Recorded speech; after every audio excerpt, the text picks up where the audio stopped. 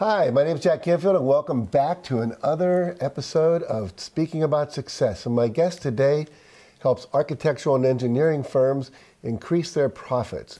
Jewell, you're a consultant and a best-selling author of this wonderful book called Find the Lost Dollars. And I guess these dollars are lost inside the company. They're not finding how, they're wasting their money basically, and they're not doing all these great things they should be doing. So you say it's easy for companies to increase their profits based on what you're teaching in this book. Talk a little about that. Why is it so easy? Well, I think when people think about all the money they are earning, they don't realize that there's little small amounts that they're losing every single day based on their individual employees' behaviors in the company. Mm-hmm. So by evaluating what's really going on in the company and finding all those small amounts of money, it adds up to a lot. You were telling me before we came on air that about if you could gain 1% in all these different areas within the company, what a massive increase that would make. You were talking about one company with just a 1% improvement in different areas would mean like $3.5 million in additional profits. Sure. That's not a little bit of money. It's really a lot of money. So, and it's every year. So why aren't more companies doing this then? Well, you know, changing people's behavior can be tough. And I don't think most firms know where to start. And that's why I wrote the book. I felt it was so important for them to be able to see that just a 1% increase in 9 different areas of the business was a lot of money. And I think 1% feels doable to most people. It's not overwhelming. It's right. It's not like, oh, we're going to double your profits or something like that. Right. Yeah, it's way cool. So what are some of the common mistakes that companies are making that's causing them not to be able to do this? Well, one of the biggest mistakes is what's known in our industry as scope creep. And what that is when you establish your estimate and your budget for your project, and then your client comes along and starts asking for small favors, small changes to your project, and the companies just aren't very good at going after and getting that money back. So they're giving away a lot. So what do you recommend companies do in this situation then? Well, there's several things they can do. One is where they really need to start is they need to really have a realistic view of what's going on in their firm.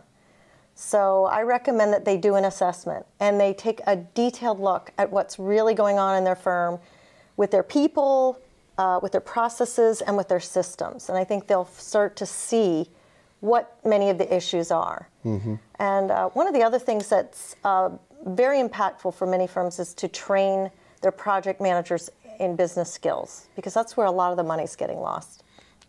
They're not trained in business skills, they're just trained in engineering and architecture. Right.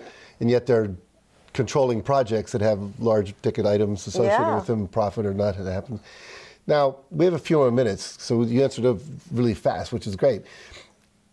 When I looked at your book a little earlier, you had some common beliefs, I believe, or traps that companies get into. Can you unpack a few of those for us? Sure, culture traps. Culture traps, that's I've identified 10 areas where, because of the mindset within the firm and their culture that they've created, they don't focus on profit, and they justify giving money away. For example, one of those culture traps is we have to keep our client happy at all costs.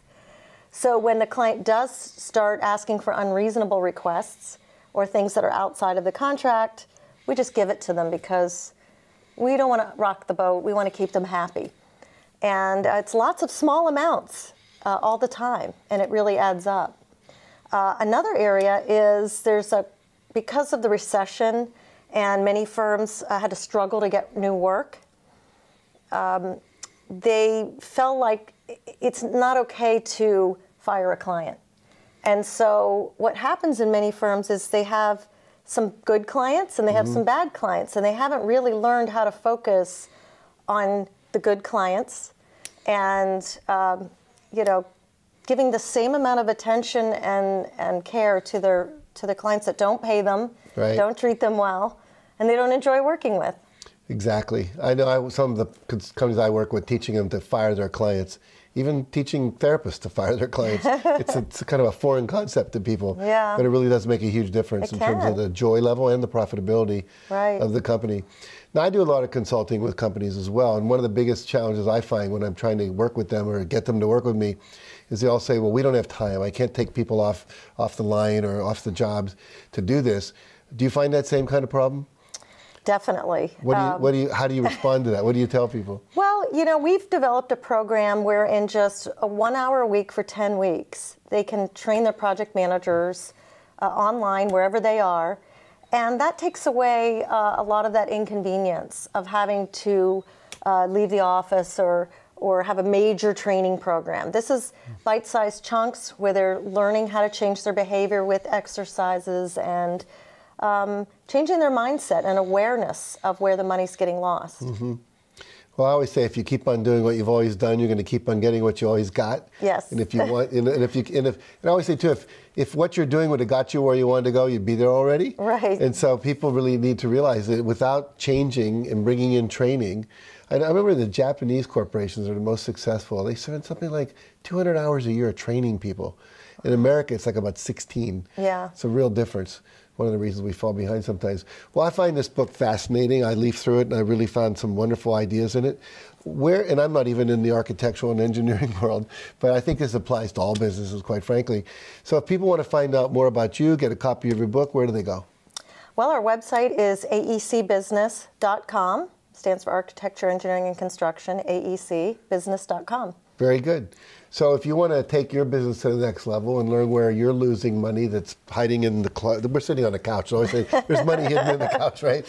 You can do that by getting in touch with this wonderful woman, and you do that by going to aecbusiness.com. Okay, we'll be back in a minute after this break. Stay tuned.